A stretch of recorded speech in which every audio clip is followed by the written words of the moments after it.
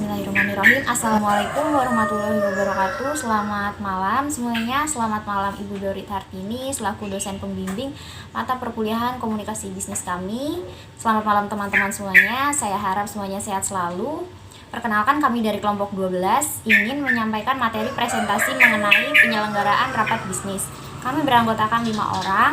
Yang pertama ada Kak Nazardi Maulana, kedua Kak Dani Rahman, ketiga Kak Marlina, keempat Kak Dinda Alia, dan yang terakhir saya sendiri, saya Dewi Juliani. Baik teman-teman, sebelum mempelajari lebih lanjut apa itu penyelenggaraan rapat bisnis, perlu kita ketahui tentang apa itu rapat.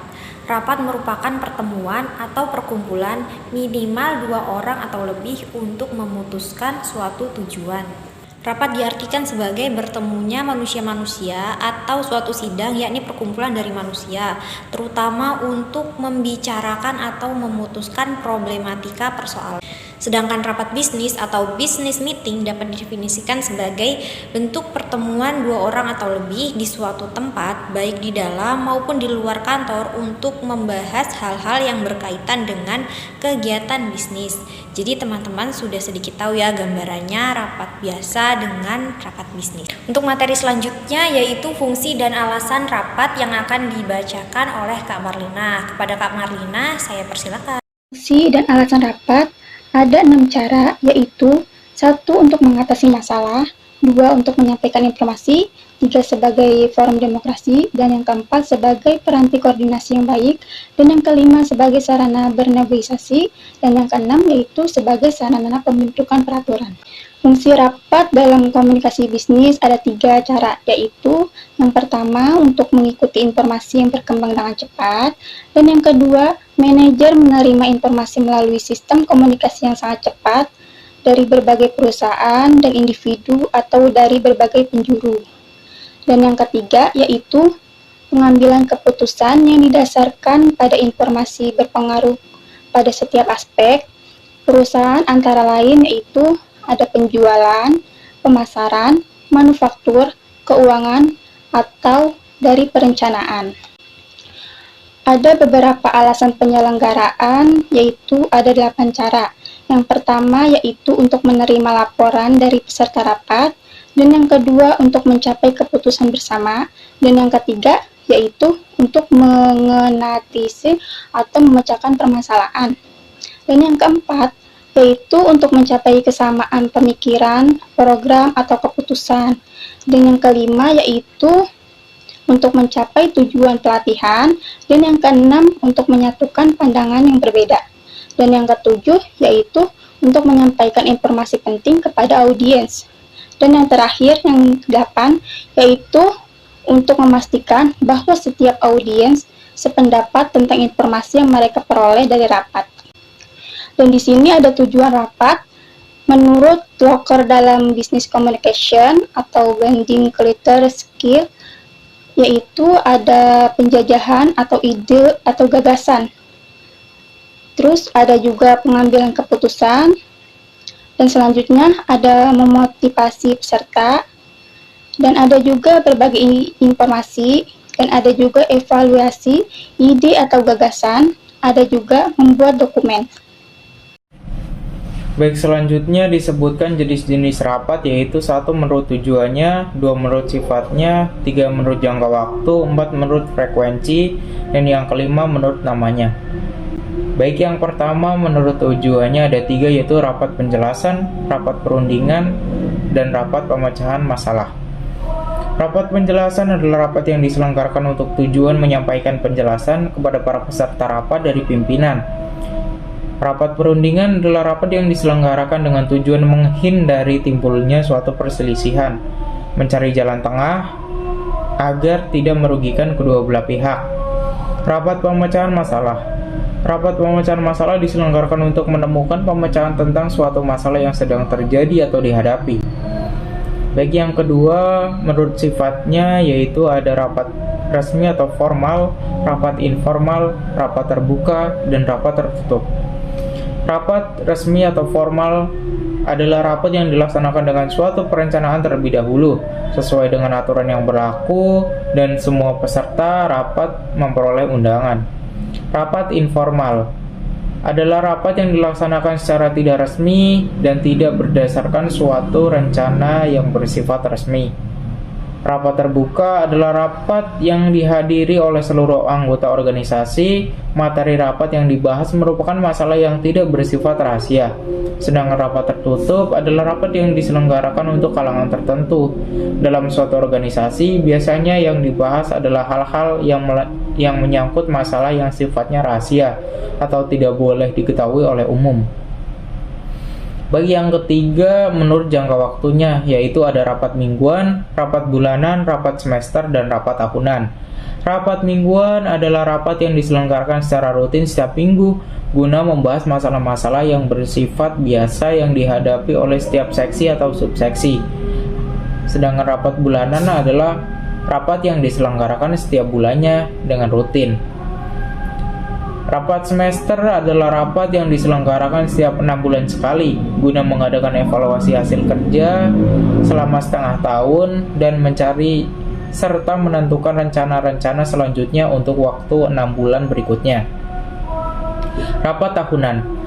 Rapat tahunan adalah rapat yang diadakan 1 tahun sekali yang bertujuan untuk mengevaluasi pelaksanaan dan hasil dari rencana jangka pendek dan jangka panjang. Yang keempat, yaitu menurut frekuensinya, yaitu ada rapat rutin dan rapat insidental. Rapat rutin adalah rapat yang pelaksananya sudah ditentukan waktunya, contohnya rapat rutin RT, pengurus masjid, dan lain sebagainya. Rapat insidental adalah rapat yang tidak mempunyai jadwal.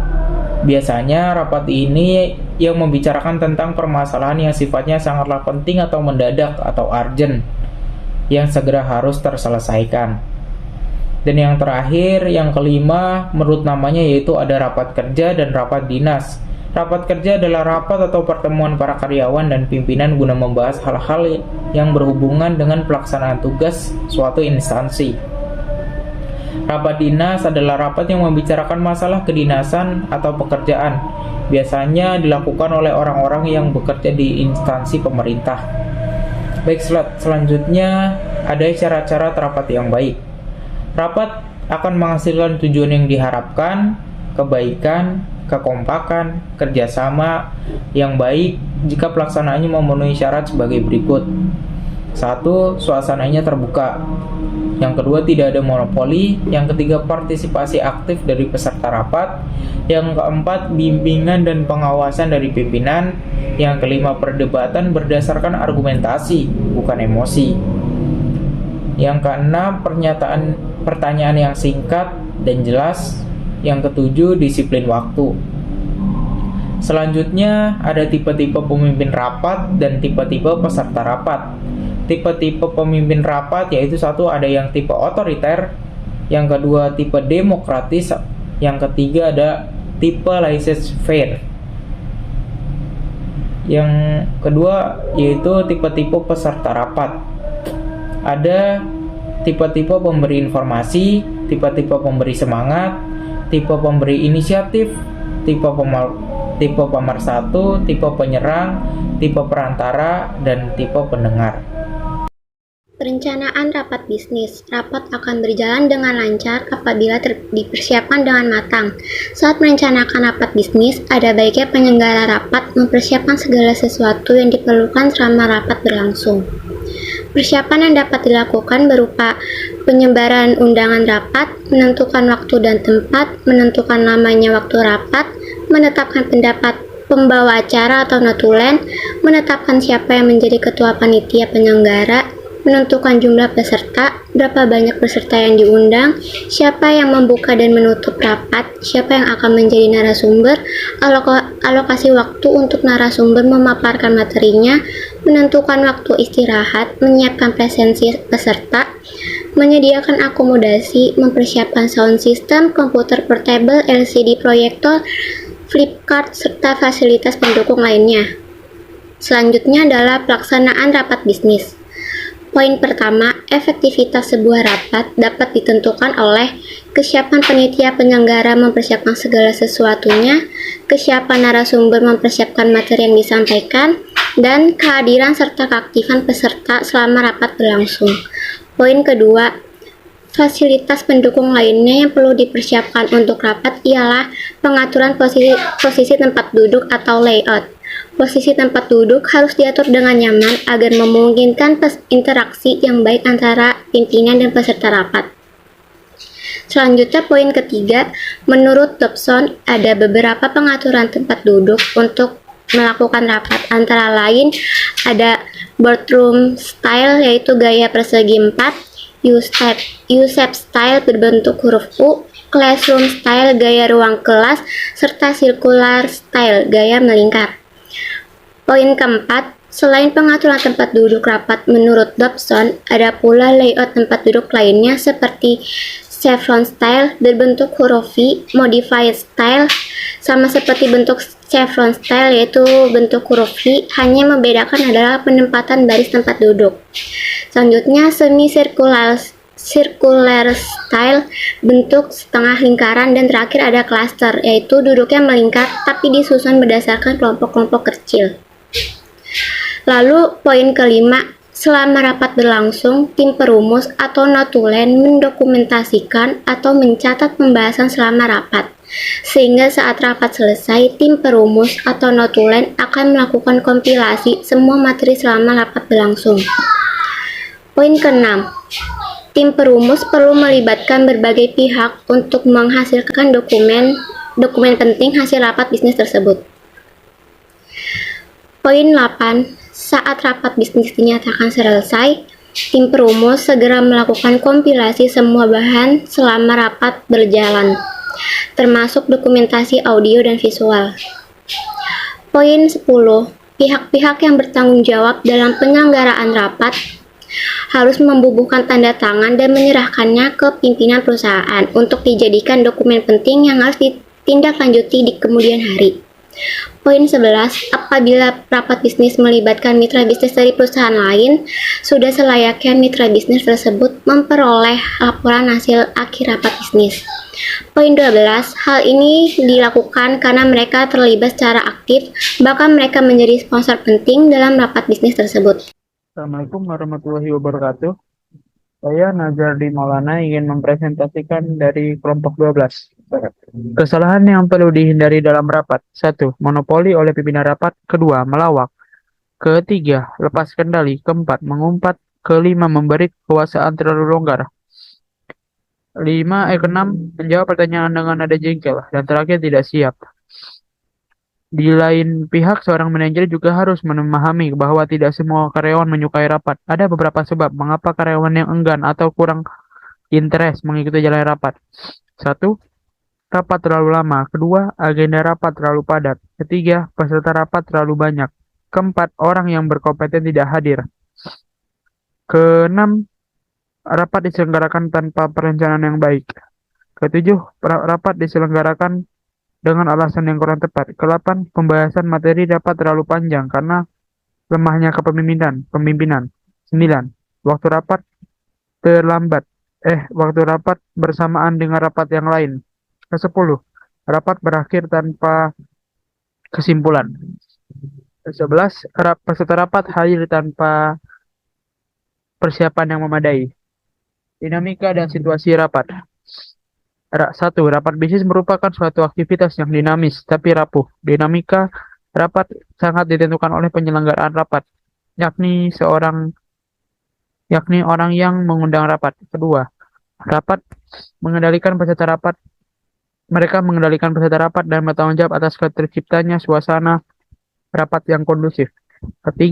Penyelenggara rapat harus memiliki kapasitas, kemampuan yang memadai dalam hal pengetahuan tentang alasan diselenggarakannya rapat, peserta yang harus diundang, dan tempat penyelenggara rapat yang memadai. 4. Kekuatan dinamika rapat bermula dari kesiapan seluruh peserta sebelum rapat dimulai. 5. Suasana rapat dapat bersifat positif, negatif, atau netral. Dalam suasana yang netral, rapat diselenggarakan dalam suasana yang kurang membangkitkan minat peserta untuk memberikan masukan. 6. Rapat yang diselenggarakan dalam suasana negatif hanya menghasilkan keputusan-keputusan yang kurang signifikan. Sebaliknya, rapat yang didukung oleh suasana yang positif membangkitkan perasaan dan pikiran positif berupa rasa percaya bahwa pokok-pokok bahasan dalam rapat dapat direalisasikan. Suasana rapat dapat berubah menjadi negatif apabila terjadi hal-hal berikut. 1. Pimpinan rapat datang terlambat. 2. Ruang rapat tidak dipersiapkan dengan baik. 3. Pimpinan membuka rapat dengan berkelakar. 4. Pimpinan kurang siap atau memulai rapat dengan kata-kata yang bernada ragu. 5. Peserta rapat datang terlambat. 6. Rapat sering disela dengan pembicaraan telepon. Dan terakhir, peserta menunjukkan ketidaksiapan. Baik, terima kasih. Baik teman-teman, terima kasih atas materi yang telah disampaikan. Terdapat beberapa poin penting yang dibahas seperti dalam rapat bisnis perlu perencanaan secara matang dan persiapan pelaksanaan semaksimal mungkin. Sekian presentasi dari kelompok kami. Semoga materi yang kami sampaikan bisa bermanfaat untuk kita semua. Mohon maaf apabila ada kekurangan. Wassalamualaikum warahmatullahi wabarakatuh.